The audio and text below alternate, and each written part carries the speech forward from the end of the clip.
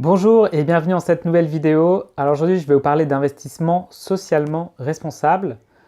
C'est une catégorie d'actifs qui s'est énormément développée ces dernières années et aujourd'hui, c'est même une véritable industrie qui représente plus de 30 000 milliards de dollars d'actifs sous gestion, c'est-à-dire plus de un quart des actifs sous gestion aux États-Unis et même la moitié des actifs en Europe.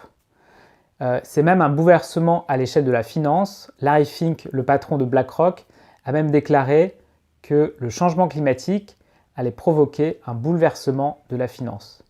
Alors l'investissement responsable n'est pas seulement environnemental, en fait il regroupe trois types de critères. Des critères environnementaux, des critères sociaux et des critères de gouvernance. Souvent, on va parler d'ISR ou en anglais sous l'acronyme ESG.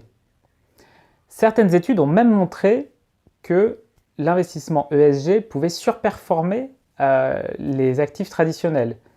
Dès lors, si vous avez des valeurs environnementales ou sociales, eh bien, il peut tout à fait être intéressant d'investir sur des actifs solidaires si en plus ils peuvent surperformer le marché.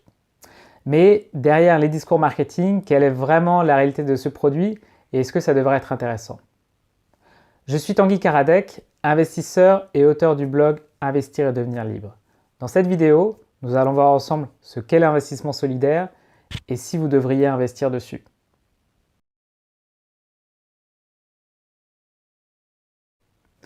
Commençons par définir ce qu'est l'investissement solidaire. Eh bien, l'investissement solidaire se fait de deux façons. La première technique va consister à exclure des entreprises de certains domaines. Par exemple, des entreprises qui travaillent dans l'armement, dans le tabac ou dans des industries jugées nocives pour l'environnement, comme l'industrie pétrolière. Et cette approche est la principale aujourd'hui en Europe. La deuxième approche consiste à noter les entreprises sur ces critères ESG, à leur donner une note et à surpondérer dans les fonds les entreprises qui ont les meilleures notes et à sous-pondérer les entreprises qui ont les moins bonnes notes sans les exclure totalement. C'est cette approche qui est prédominante aux États-Unis. Ce processus est dynamique. Chaque année, les entreprises sont notées et leur note peut évoluer en fonction du bilan qu'elles ont déclaré. En fonction de cette note, les fonds vont pouvoir augmenter ou diminuer l'exposition à ces entreprises. En fait, avec votre argent, ça veut dire que vous avez la possibilité d'influer sur la politique de ces entreprises et cet investissement fait bien sûr une pression de plus en plus forte sur les entreprises pour qu'elles s'engagent à publier des bilans plus intéressants sur les critères ESG. Donc votre argent peut contribuer quelque part à un certain changement des entreprises. Mais cette pression est-elle vraiment réaliste? Certaines ONG déclarent notamment que l'application de ces critères ESG serait imparfaite. Il va donc falloir regarder exactement ce que chaque fonds ESG que vous pourriez choisir contient réellement comme entreprise. Il faut savoir que ces critères ESG ne font pas partie d'une définition simple et parfaite, mais qu'il y a plusieurs interprétations possibles, notamment dans le domaine de l'énergie. Certains considéreront que par exemple le nucléaire ne doit pas être inclus dans les critères ESG, à l'inverse de d'autres notations.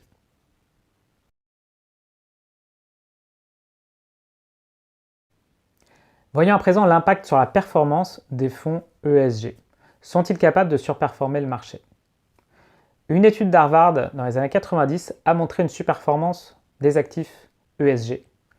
Et cette surperformance est souvent mise en avant par les acteurs qui vendent ces fonds ou en assurent la gestion.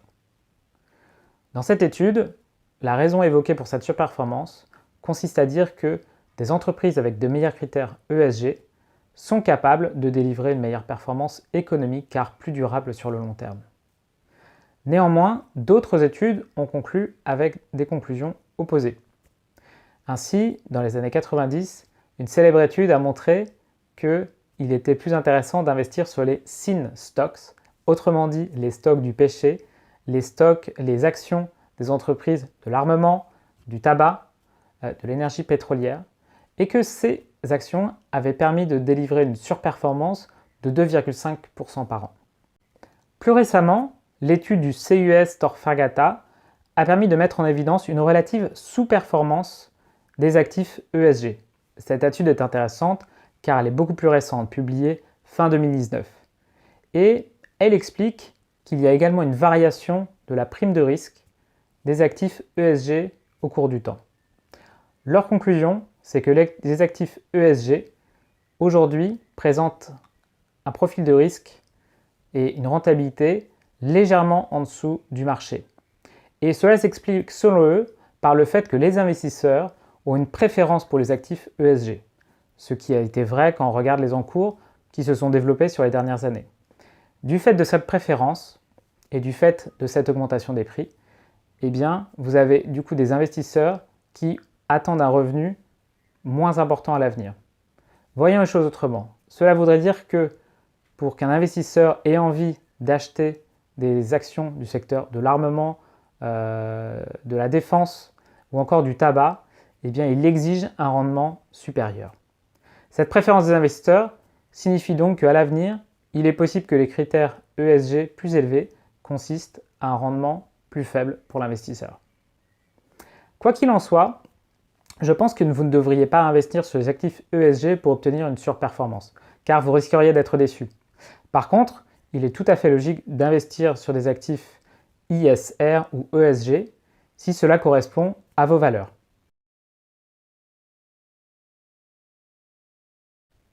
Voyons à présent le risque. Est-ce que les produits ESG sont plus ou moins risqués que le marché?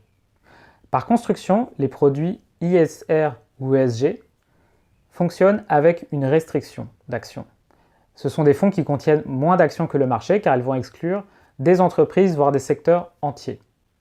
Or, la diversification, c'est-à-dire le fait de détenir beaucoup d'entreprises dans son portefeuille, permet d'améliorer le rapport rendement-risque.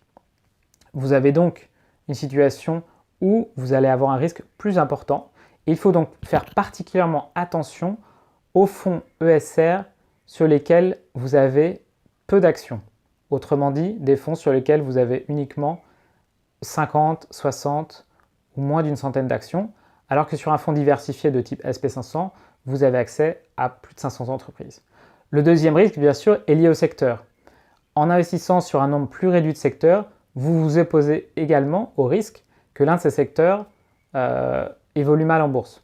Par exemple, l'industrie du photovoltaïque en Europe et aux États-Unis a fortement chuté ces dernières années car elle a été concurrencée par l'industrie photovoltaïque chinoise. Pourtant, c'était une industrie avec de très belles perspectives d'évolution et c'est probablement une énergie qui va continuer à se développer à l'avenir. Mais les entreprises européennes et américaines ont été percutées de plein fouet par la guerre des prix menée par la Chine, ce qui veut dire que ce n'est pas parce que vous investissez dans une industrie en croissance que vous allez être capable d'en tirer un rendement en tant qu'actionnaire.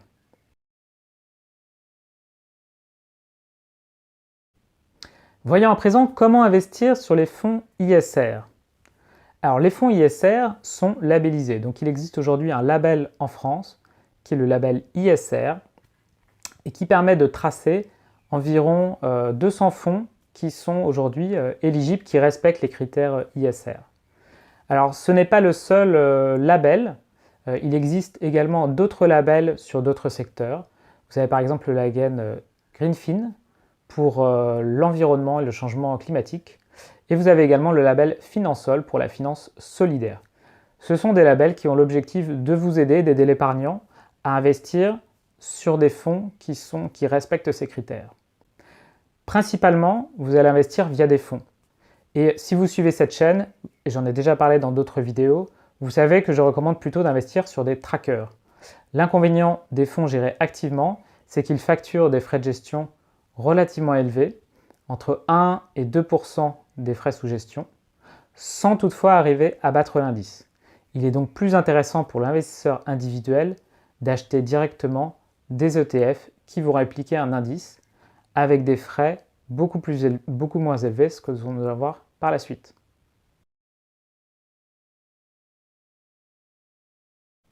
Alors sur quel support investir en ISR?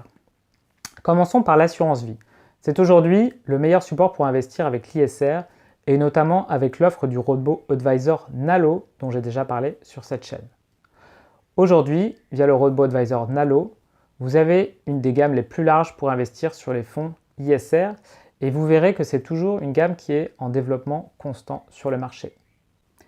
Lyxor propose une gamme assez large d'ETF ISR et qui ont été relativement performants par rapport au marché, qui ont même surperformé le marché. Aujourd'hui, plus de 40% de leurs clients sélectionnent des ETF ISR dans leur assurance vie. Voici quelques-uns des ETF qui sont sélectionnés par Nalo. Le iShares MSCI Europe SRI, le Lyxor MSCI Emerging Market, le iShares Global Clean Energy ou encore le Lyxor World Water. Et Nalo ne se limite pas non plus aux ETF actions, car dans l'assurance vie, vous pouvez également investir via des obligations. Il propose également des obligations vertes ou Green Bonds avec le Lyxor Green Bonds. Sur le PEA, malheureusement, peu de trackers aujourd'hui sont éligibles. Nous pouvons citer le Lyxor World Water, capitalisant avec 0,6% de frais. La performance a été correcte sur les dernières années et vous avez le lien de description sous cette vidéo. Hors de l'assurance vie, il faudra donc bien souvent se tourner vers le compte titre, les principaux ETF n'étant pas disponibles sur le PEA. Deux émetteurs se distinguent. Le premier est iShares, avec le iShares World SRI, 0,2% de frais capitalisant, qui permet de s'exposer facilement sur cette classe d'actifs. Attention toutefois à bien regarder les sous-jacents. Vous avez d'autres produits de iShares comme le Global Clean Energy avec des frais de 0,46%. Cependant, la performance de cet ETF sur 10 ans a été catastrophique. En effet, cet ETF a perdu près de 35% de sa valeur sur les 10 dernières années, alors qu'un indice comme le SP500 faisait presque 3 fois, était multiplié par presque 3 fois sur la même période. Attention donc à bien regarder les secteurs sur lesquels vous investissez et à privilégier des indices diversifiés. Voyons à présent ce que propose le deuxième émetteur, Lyxor. Lyxor propose une gamme d'ETF suivant l'indice MSCI ESG. Vous pouvez investir à la fois sur des actions monde, Europe ou pays émergents avec des frais optimisés de l'ordre de 0,3%. Lyxor vient également de lancer une nouvelle gamme appelée Climate Change pour investir sur des entreprises qui contribuent au changement climatique. Ce sont des produits récents, mais qui devraient se développer comme l'ensemble du marché. Dernière possibilité, investir via votre PEE ou PERCO. En effet, il existe de plus en plus de fonds ISR ou ESG dans ces enveloppes. Alors, si vous pouvez en bénéficier, mon conseil est de bien regarder les frais et les performances de ces placements. En effet, très souvent, ces fonds actifs vont vous charger des frais importants entre 1 et 2%, soit 3 à 4 fois plus qu'un ETF que vous pourriez acheter sur votre assurance vie. Regardez également la performance et le sous-jacent pour vous assurer que vous n'investissez pas sur un secteur d'activité risqué.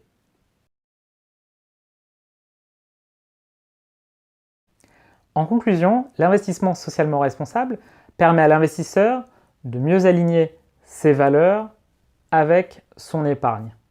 Attention toutefois à bien regarder que les fonds dans lesquels vous investissez représentent effectivement des entreprises dans lesquelles vous voulez investir. Aujourd'hui, les définitions, on l'a vu, restent floues et dans certains cas, vous pourriez être surpris des entreprises qui sont présentes dans un fonds malgré sa dénomination. Le meilleur moyen pour investir aujourd'hui reste l'assurance vie avec Nalo. Aujourd'hui, malheureusement, l'offre est réduite pour le PEA, qui est souvent un choix fiscalement plus intéressant que le compte titre. Néanmoins, à l'avenir, cette offre devrait se développer.